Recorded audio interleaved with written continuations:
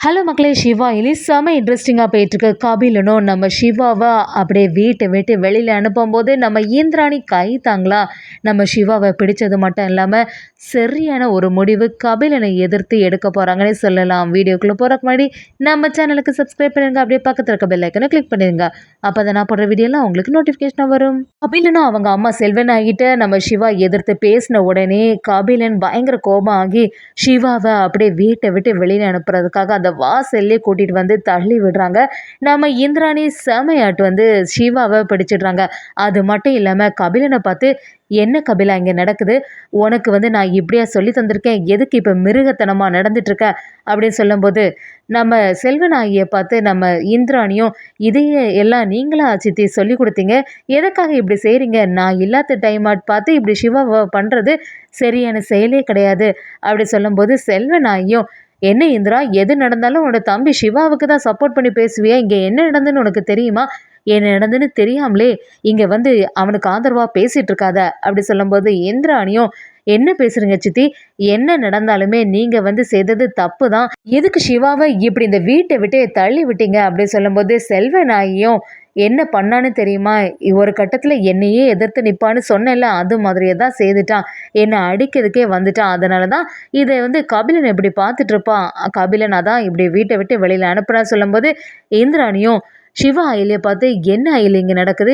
சித்தி சொல்கிறது எல்லாமே உண்மையா அப்படின்னு கேட்கும்போது, நம்ம அயலியும், ஆமா அண்ணி, ஆனால் வந்து சிவா வேணும்னு பண்ணலைன்னு சொல்லிட்டு சொல்ல ஆரம்பிக்கும் போது, நம்ம இந்திராணியும், எனக்கு சிவாவை பற்றி நல்லாவே தெரியும், அவன் தேவையில்லாமல் எந்த பிரச்சனைக்கும் போக மாட்டான், அப்படி என்னதான் இங்கே நடந்தது அப்படி சொல்லும்போது, நம்ம சிவா அயலி எல்லாத்தையுமே சொல்கிறாங்க. நம்ம இந்திராணிக்கு எல்லாமே புரிய ஆரம்பிக்குது.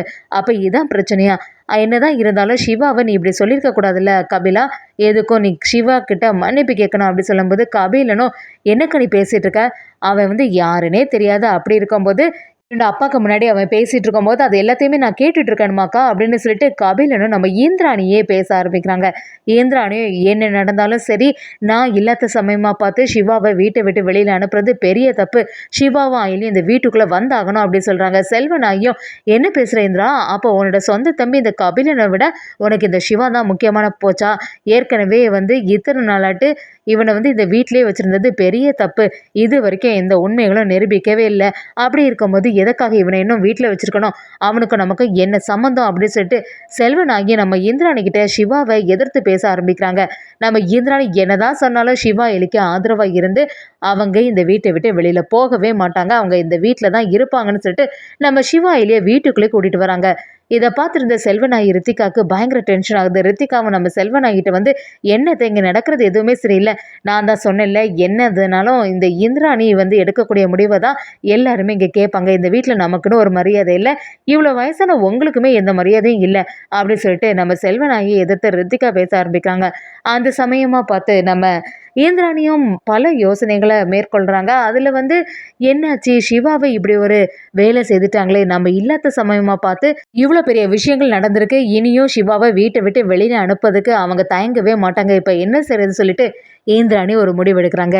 இந்திராணியை நம்ம குடும்பத்தில் உள்ளவங்க எல்லாருமே சேர்த்த மாதிரி நான் ஒரு சில முடிவு எடுத்திருக்கேன், அதுக்கு நீங்கள் எல்லாரும் ஒத்துழைப்பீங்கன்னு எனக்கு நம்பிக்கை இருக்குது அப்படி சொல்லும்போது, செல்வநாயகி, அப்படி என்னதான் பெரிய முடிவு எடுத்திருப்பா, என்னாச்சு அப்படின்னு கேட்கும்போது, இந்திராணியும், இந்த நிற்கிற சிவாவை என்னோட சொந்த தம்பியாட்ட நான் தத்து எடுக்கலான்னு இருக்கேன்னு சொன்ன உடனே அதை கேட்ட நம்ம உதய பெருமாளுக்கு சந்தோஷமாயிருது.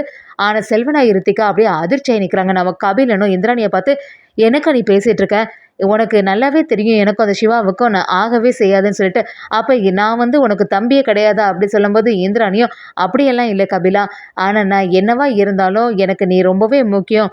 ஆனால் சிவாவும் அதே சமயத்தில் எனக்கு ஒரு தம்பி தானே, அவனை வந்து எல்லாருமே மரியாதை குறைவாக நடத்துறது எனக்கு பிடிக்கல. அப்போ நான் என்னோட சொந்த தம்பியாட்டு தத்து எடுத்தா அவனுக்கும் ஒரு மரியாதை கிடைக்கல அப்படி சொல்கிறாங்க. அது கேட்ட காளியப்பனும் நம்ம செல்வனாகியும், என்னடா இது, தேவையில்லாமல் இந்த சிவாவை வீட்டை விட்டு வெளியில் அனுப்பி இந்த இந்திராணி இப்படி ஒரு முடிவு எடுத்துட்டாலே அப்படின்னு சொல்லிட்டு இந்திராணி எதிர்த்து நிற்கும்போது, இந்திராணியும், இல்லை நான் முடிவெடுத்தது தான், இதில் எந்த மாற்றமும் இல்லை சித்தி அப்படின்னு சொல்லும்போது, நம்ம உதய பெருமாளும், அதான் இந்திராணியே சொல்லிட்டால, எதுக்கு தேவையில்லாமல் இங்கே வந்து பிரச்சனை பண்ணிட்டு இருக்கீங்க அப்படின்னு சொல்லிட்டு உதய பெருமாளும் குடும்பத்தில் உள்ளவங்க எல்லாருமே சமாதானப்படுத்துகிறாங்க. சிவாவை நம்ம இந்திராணி கிட்ட வந்து, அக்கா இவ்வளோ பெரிய முடிவு எடுப்பீங்கன்னு நான் எதிர்பார்க்கவே இல்லை. எனக்கு ஒரு ஆபத்து வருதுன்னு தெரிஞ்ச உடனே நீங்கள் இப்படி செய்திருக்கீங்களே, உங்களுக்கு எவ்வளோ நன்றி சொன்னாலும் பொருந்தாது அப்படி சொல்லும்போது இந்திராணியும், என்ன பேசுகிற சிவா, நீ எனக்கு தம்பி தான். எப்போவுமே நான் உன்னை தம்பியாக தான் நினச்சிருக்கேன். நீ என்னை எப்படி பார்க்குறேன்னு தெரியல. ஆனால் நான் எப்போவுமே உன்னை சொந்த தம்பி மாதிரி தான் நடந்துக்கிறேன். நாளைக்கே அதுக்கான ஏற்பாடுகளை பண்ணணும்னு சொல்லிடுறாங்க. அது மாதிரி அங்கே பூஜையெல்லாம் நடக்க ஆரம்பிக்குது. ரித்திகாவும் செல்வனாயும் பயங்கர டென்ஷனில் இருக்காங்க. என்னதான் சொன்னாலும் இந்த இந்திராணி கேட்கவே மாட்டா போல இருக்கு. இல்லாமல் ஒரு பூஜை வேற இப்போ நடத்திட்டு இருக்கா, இதெல்லாம் அவசியமா அப்படின்னு சொல்லிட்டு நம்ம ரித்திகாவும் செல்வனாயிட்ட சத்தம் போட ஆரம்பிக்காங்க.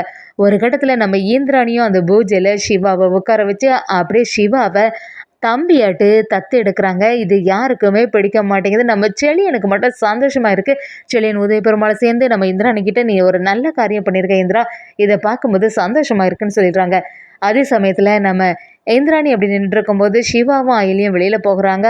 கரெக்டாக நம்ம இந்திராணியும் என்னோட தம்பி சிவா என்ன சொல்கிறா அப்படின்னு கேட்கும்போது நம்ம அயலியும் நீங்களே கேட்டுக்கோங்க, உங்கள் தம்பி தானே, நீங்களே கேட்டுக்கோங்கன்னு சொல்லும்போது நம்ம இந்திராணியும் சிவா கிட்ட கூடிய சீக்கிரமாக அம்மா கிட்டே இந்த விஷயத்த சொல்ல தான் போகிறேன். நான் உன்னை தத்து எடுத்த விஷயத்தை பற்றி அம்மா கிட்ட இன்னும் கலந்து பேசலை.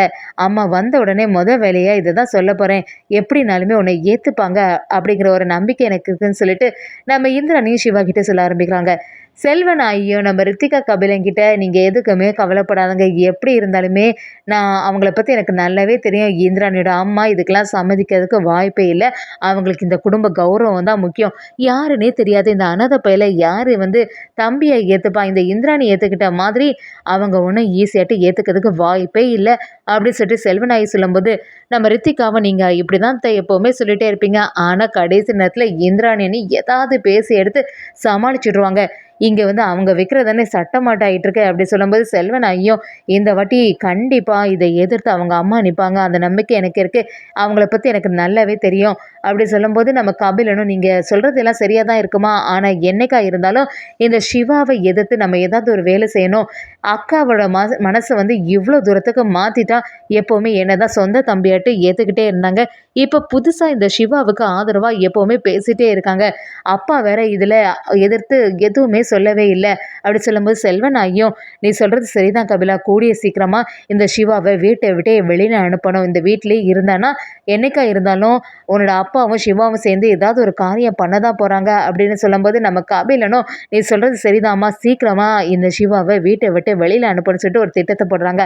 அதே சமயத்தில் நம்ம இந்திராணியோட அம்மா வந்தாலும் வாட்டியாக நம்ம சிவாவை ஒரு வாரிசாக ஏற்றுக்கிட்டாலும் நம்ம இந்திராணியோட வற்புறுத்தனால சிவாவை அந்த வீட்டோட மூத்த வாரிசாட்டு அவங்க அம்மா ஏற்றுக்கிறாங்கன்னே சொல்லாமல் அதே சமயத்தில் நம்ம இந்திராணி கபிலனுக்கு சரியான ஒரு ஆப்பு வைக்கிறாங்க.